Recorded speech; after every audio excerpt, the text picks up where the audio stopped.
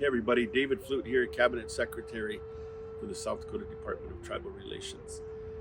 You know, before the Europeans and Westerners came west, um, we had very primitive tools. We had what was called the atlatl. That was it was like a paddle that had a um, a hollow ring on the one side, and the arrow or the shaft was maybe 20, 40 some inches long. It wasn't this huge long spear, but they would put the knob of that shaft in there, and they would use it, and it was a thrusting tool weapon. And so the atlatl was a old ancient tool that Indians used to hunt with, and then eventually bows and arrows. And a lot of the bows were made out of ash.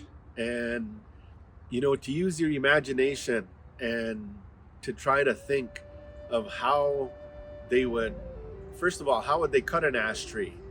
They didn't have axes, they didn't have chainsaws, they had different stone tools. Maybe some look like the shape of an axe, but it makes a person think how did they cut an ash tree to get the bow, uh, and you have to use some sort of a tool. Unlike today, they have this like a sheathing knife, I think they call it, or a two-handled knife scraper, and you can really trim down a log fairly easy and fairly quickly. But back then, we didn't have tools like that. So it's real fascinating to think about how would they collect this wood, but also in their own scientific research, learning that the ash wood made really good, strong, and durable bows, but also the Osage orange.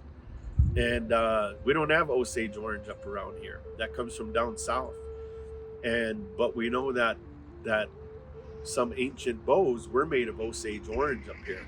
So that tells us Indians were trading with each other back in those days for desirable pieces of wood to make the best bows.